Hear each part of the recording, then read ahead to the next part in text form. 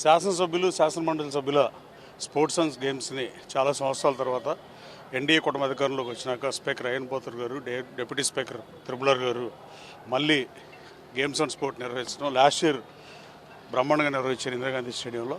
అలాగే ఈ సంవత్సరం కూడా నిర్వహించడం అభినందనీయం. ఏదో కాలేజీలో ఆడిన క్రికెట్ మళ్ళీ ఇవాళ ఎప్పుడో 3 గ్రౌండ్కి వస్తే ఇప్పటివరకు ఆడిన పరిస్థితి. అంటే ఆల్వేస్ ఇంట్రెస్ట్లు కానీ హాబీస్ కానీ ఏజ్ పెరిగినంత మాత్రాన పదవిలో అధికారం వచ్చినంత మాత్రం ఏం మారే పరిస్థితి ఉండదు.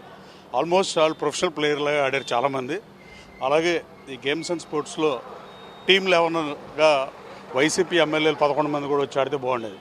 ఇదేం తెలుగుదేశం పార్టీ నిర్వహించేది కాదు, శాసనసభ నిర్వహించేది. ఆంధ్రప్రదేశ్ లెజిస్లేటివ్ మెంబర్స్కి, లెజిస్లేటర్స్కి, కౌన్సిల్ మెంబర్స్కి కలిపి శాసనసభ నిర్వహించిన రాకపోవడం ఉదాహరణ. ఇక్కడ ప్రతిపక్ష హోదా ఆఖరిలో మరి అయినా ఎందుకు రాలో తెలియదు, కానీ రేపు అన్నాడు పార్టిసిపేట్ చేస్తే బాగుంటుందని కోరుకుంటున్నాను. ఎమ్మెల్సీలని ఎమ్మెల్యేలు కూడా. ఆంధ్రప్రదేశ్లో భాగంగా ఎమ్మెల్యేలు కూడా ఈ విధమైనటువంటి ప్రోత్సాహం ఇస్తున్నారు. ఇదే తరహాలో శాప్ కూడా చాలా అద్భుతమైనటువంటి కార్యక్రమం చేస్తుంది. ఎట్లా? డెఫినెట్గా క్రీడల పట్ల ఇంకా బ్రహ్మాండంగా చేయాల్సిన అవసరం ఉంది.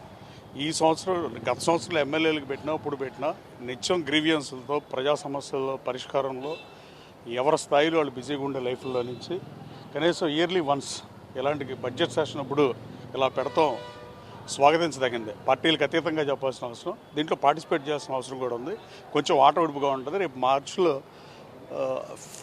ఫిల్మ్ వాళ్ళకి సంబంధించి సినిమా నటులకు కానీ టీవీ నటులు కానీ ఐ డోంట్ నో ఎగ్జాక్ట్లీ, కానీ వైజాగ్లో మార్చి 21 ప్లాన్ చేస్తున్న పరిస్థితి. దాంట్లో ఎమ్మెల్యే టీంలు కూడా 2 పాల్గొనబోతున్నాయి.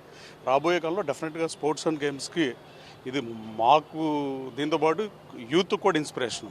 ఆడుదాం ఆంధ్ర లాంటి పనికిమాలిన కార్యక్రమం కాదు ఇది. అంటే ఈ ఇన్స్పైర్ చేయడానికి పనికొస్తే దట్ ఈస్ ద బెస్ట్.